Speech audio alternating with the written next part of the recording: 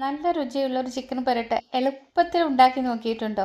ഈ ഒരു ചിക്കൻ പെരട്ട് ഉണ്ടെങ്കിൽ ചോറിന് വേറെ കറിയുടെ ആവശ്യമേ ഇല്ല കേട്ടോ.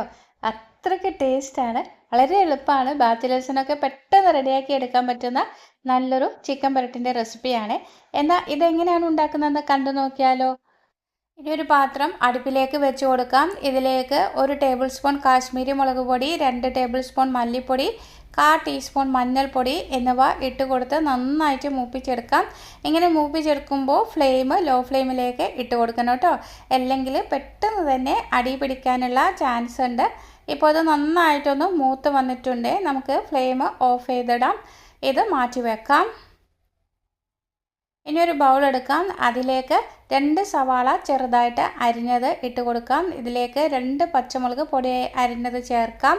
ഇനി വേണ്ടത് ഇഞ്ചി വെളുത്തുള്ളി പേസ്റ്റാണ്. ഒരു ചെറിയ കഷ്ണം ഇഞ്ചിയും ഒരു 8 വെളുത്തുള്ളി അല്ലിയും കൂടി ഒന്ന് ചതച്ചെടുത്തതാണ്. ഇനി നമ്മൾ നേരത്തെ മൂപ്പിച്ച് വെച്ചിരിക്കുന്ന മസാലപ്പൊടികളുണ്ടല്ലോ, അത് ഇതിലേക്ക് ഇട്ട് കൊടുക്കാം. ഇങ്ങനെ നമ്മൾ മുളക് മല്ലിയൊക്കെ ഒന്ന് മൂപ്പിച്ച് ഇടുകയാണെങ്കിൽ ഒരു പ്രത്യേക ടേസ്റ്റാണ് കേട്ടോ. ഇങ്ങനെ ചെയ്യാത്തവരുണ്ടെങ്കിൽ ഒരു പ്രാവശ്യമെങ്കിലും ഒന്ന് ഇതേമാതിരി ഒന്ന് ട്രൈ ചെയ്ത് നോക്കണം കേട്ടോ. ഇനി ഇതിലേക്ക് പാകത്തിനുള്ള ഉപ്പ് ചേർത്ത് കൊടുക്കാം. കുറച്ച് കറിവേപ്പില കൂടി ചേർത്ത് കൊടുത്ത് കൈവച്ച് നന്നായിട്ട് തിരുമ്മി കുഴച്ചെടുക്കാം.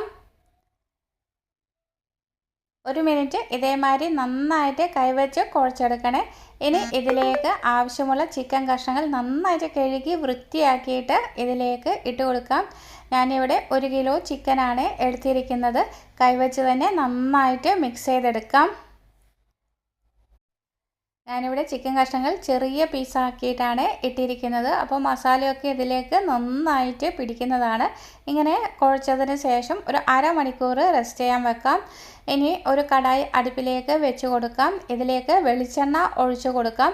വെളിച്ചെണ്ണയിലേക്ക് നമ്മളിപ്പോൾ തിരുമ്മി വെച്ചിരിക്കുന്ന ചിക്കൻ്റെ കഷ്ണങ്ങളുണ്ടല്ലോ, അതുകൂടി ഇട്ട് കൊടുക്കാം. ഇനി ഇതിലേക്ക് 2 ടീസ്പൂണ് ചിക്കൻ മസാല ചേർത്ത് കൊടുക്കാം. കുറച്ച് കറിവേപ്പില കൂടി ഇട്ട് കൊടുക്കാം. എന്നിട്ട് നന്നായിട്ട് ഇളക്കി കൊടുക്കാം. ഇതിലേക്ക് 2 തക്കാളി അരിഞ്ഞത് കൂടി ഇട്ട് കൊടുക്കുന്നുണ്ട്. എന്നിട്ട് നന്നായിട്ട് മിക്സ് ചെയ്തെടുക്കാം. ഇപ്പോൾ ഇതിലേക്ക് വെള്ളം ചേർക്കേണ്ട ആവശ്യമില്ല. നന്നായിട്ട് ഇളക്കി കൊടുത്തതിന് ശേഷം മൂടി വെച്ച് 20 മിനിറ്റ് നേരം വേവിച്ചെടുക്കാം. ഒരു 6-7 മിനിറ്റ് കഴിഞ്ഞപ്പോൾ മൂടി തുറന്ന് നോക്കുന്നുണ്ടായിരുന്നു കേട്ടോ. ഇതിൻ്റെ ഇടയ്ക്ക് ഞാനൊരു 2-3 പ്രാവശ്യം നന്നായിട്ട് ഇളക്കി കൊടുത്തിട്ടുണ്ടായിരുന്നേ. ഇപ്പോൾ ഇതിലുള്ള ചിക്കൻ്റെ ഗ്രേവിയൊക്കെ നന്നായിട്ട് വറ്റിയിട്ടുണ്ട്. ഈ ടൈമിൽ ഇതിലേക്ക് കുറച്ച് ചൂടുവെള്ളം ഒഴിച്ചു കൊടുക്കാം. ഒരു 1/2 ഗ്ലാസോളം ചൂടുവെള്ളം മാത്രമാണ് ഞാനിതിൽ ഒഴിച്ചിരിക്കുന്നത്. എന്നിട്ട് നന്നായിട്ട് ഇളക്കി കൊടുത്തതിന് ശേഷം മൂടി വെച്ച് ബാക്കിയുള്ള ടൈമിൽ വേവിച്ചെടുക്കാം. മൊത്തം 20 മിനിറ്റ് കൊണ്ടാണ് ഞാൻ ഈ ഒരു ചിക്കൻ പെരട്ട് റെഡിയാക്കി എടുത്തിരിക്കുന്നത്. ഇപ്പോൾ ഒരു 10-15 മിനിറ്റ് കഴിഞ്ഞിട്ടുണ്ട്. നന്നായിട്ട് ഇതിലുള്ള വെള്ളമൊക്കെ വറ്റി വന്നിട്ടുണ്ട്. നന്നായിട്ട് നമുക്കിതൊന്ന് ഇളക്കി കൊടുക്കാം.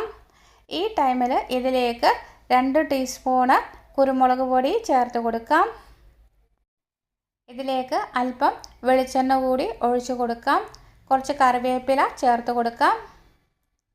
എന്നിട്ട് നന്നായിട്ട് ഇളക്കി കൊടുക്കാം. നന്നായിട്ട് നമുക്കത് വരട്ടിയെടുക്കണം കേട്ടോ. അപ്പോൾ ഒരു പ്രത്യേക ടേസ്റ്റാണ്. ഇങ്ങനെ വരട്ടിയെടുക്കുമ്പോൾ ഫ്ലെയിം മീഡിയം ഫ്ലെയിമിൽ ഇട്ട് കൊടുക്കണം കേട്ടോ. മീഡിയം ടു ലോ ഫ്ലെയിമിൽ ഇട്ട് കൊടുത്തിട്ട് വേണം ഇങ്ങനെ വരട്ടിയെടുക്കാൻ. ഇനി ഇതിലേക്ക് ഒരു 1/4 ടീസ്പൂണ് പഞ്ചസാര ചേർത്ത് കൊടുക്കുന്നുണ്ട്. എന്നിട്ട് നന്നായിട്ടൊന്ന് ഇളക്കിയെടുക്കാം.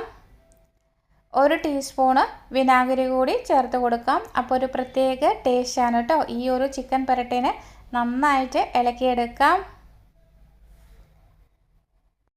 അവസാനമായി ഇതിലേക്ക് 1/2 ടീസ്പൂൺ ഗരം മസാലപ്പൊടി കൂടി ചേർത്ത് കൊടുത്ത് നന്നായിട്ടൊന്ന് ഇളക്കിയെടുക്കാം.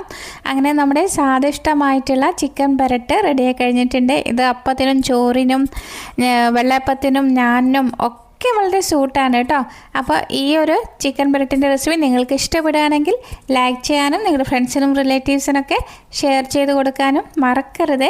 പുതുതായി ഏതെങ്കിലും കൂട്ടുകാർ ചാനൽ കാണുന്നുണ്ടെങ്കിൽ ചാനലിനെ സപ്പോർട്ട് ചെയ്ത് സബ് ചെയ്യാനും കൂടി മറന്നു പോകരുത്. വലതുവശത്ത് കാണുന്ന ബെല്ലൈക്കൺ ക്ലിക്ക് ചെയ്ത് ഓൾ എന്ന് പ്രസ് ചെയ്താൽ മാത്രമേ ഞാനിടുന്ന അടുത്ത വീഡിയോയുടെ നോട്ടിഫിക്കേഷൻ നിങ്ങൾക്ക് ലഭിക്കുകയുള്ളൂ. അടുത്ത നല്ലൊരു വീഡിയോയുമായി വീണ്ടും കാണാം. Thank you for watching. Bye bye.